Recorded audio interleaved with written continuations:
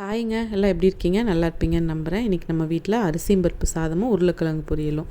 First உருளைக்கிழங்கு கார வறுவல் மாதிரி பண்ணிக்கலாம் அப்படின்னு சொல்லிட்டு இந்த மாதிரி கட் பண்ணி எடுத்திருக்கேன். அதுக்கு இரும்பு கடாய் வச்சு பண்ணிக்கலாம் அப்படின்னு சொல்லிட்டு, தக்காளி போடாததுனால இரும்பு கடாயில் பண்ணிக்கலாம் அப்படின்ட்டு ஃபஸ்ட்டு எப்பவும் போல் கடுகு சீரகம், இது அந்த கேஸ் ட்ரபிள் பிரச்சனைக்கு சீரகம் பெருங்காயத்தூள் போட்டு தாளிச்சிட்டு அதுக்கப்புறமா அப்படி டைரெக்டாக கருவேப்பிலும் அது கூடயே தண்ணியிலே போட்டு வச்சுருந்தேன். அப்படியே எடுத்து போட்டாச்சு. இதுக்கு வேறு எந்த ஸ்பைசஸும் இல்லாமல் மிளகாத்தூள் ஒரு பூண்டு மட்டும் தள்ளி போடுறோம்.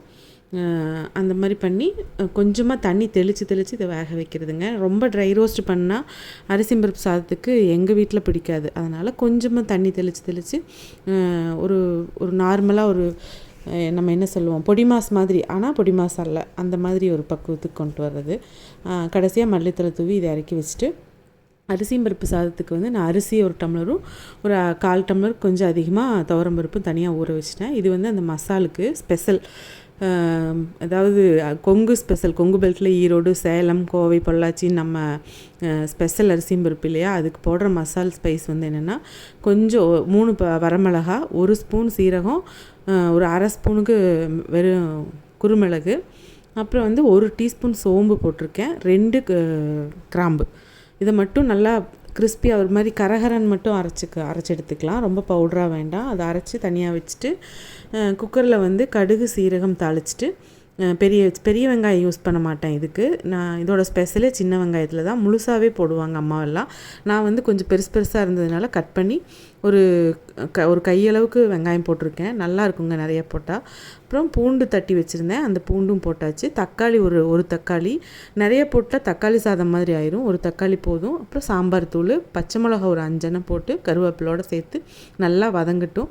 இது வதங்கினதுக்கப்புறம் அந்த ஸ்பைஸ், நம்ம அரைச்ச ஸ்பைசஸ், அந்த சீரகம், மிளகு, சோம்பு அதை அரைச்சிருக்கிறத கொட்டிட்டு அது ஒரு நல்ல ஒரு வதக்கி தண்ணி வந்து கொஞ்சம் நாங்கள் நம்ம வீட்டில் வந்து குழஞ்சது தாங்க பிடிக்கும். இது எப்படி உப்புமாவுக்கு குழஞ்சது வேணும்னு சொல்கிறோமோ அது மாதிரி இந்த அரிசியும் பருப்பு சாதமும் குழஞ்சு தான் வேணும். ஆனால் நிறைய பேர்த்துக்கு அந்த உதிரியாக பிடிக்கும். அதனால் நீங்கள் தண்ணி உங்கள் அரிசிக்கு தகுந்த மாதிரி கூட்டி வைக்கிறதும் குறைச்சி வச்சுக்கிறதும் வச்சுக்கோங்க. அதுக்கப்புறம் தண்ணி நல்லா சலசலன்னு கொதிக்கும் இல்லையா, கொதிச்சதுக்கப்புறமா அரிசியை போட்டு கொஞ்சம் மறுபடியும் மூடி வச்சு நல்லா அரிசியும் தண்ணியும் கொதித்து வந்ததுக்கப்புறமா மல்லித்தலை தூவி விசில் 2 விசில் 3 விசில், அந்த நம்ம அரிசி உங்களோட அரிசி எப்படி வேகுமோ அதுக்கு தகுந்த மாதிரி பண்ணிவிட்டு சாப்பிட வேண்டியதாங்க. சுட இந்த மழை கிளைமேட்டுக்கு அருமையான சாதம். நான் வந்து தயிர் கூட வச்சு குழப்பி அடிப்பேன். பாப்பா கொடுக்கும்போது தனியாக கொடுக்கணும். அவள் வந்து வேணும்னா தான் அதை போட்டு சாப்பிடுவா. என்னோடய பிளேட் பார்த்திங்கன்னா குழப்பி அடிக்கிறது தான். யாருக்கெல்லாம் அரிசி பருப்பு சாதம் பிடிக்கும் உருளைக்கிழங்கு வறுவலோட அப்படின்னு சொல்லுங்கள். கூட எக் இருந்தால் இன்னும் நல்லா இருந்திருக்கும், ஆனால் பண்ணலை. இதாங்க நம்ம வீட்டில் லஞ்ச் பிளேட்டு. நம்ம சேனல் பிடிச்சிருந்தா லைக் பண்ணுங்கள், கமெண்ட் பண்ணுங்கள், ஷேர் பண்ணுங்கள், சப்ஸ்கிரைப் பண்ணிவிட்டு பாருங்கள். பெல் ஐக்கானை கிளிக் பண்ண மறக்காதீங்க. Thanks for watching. டாடா.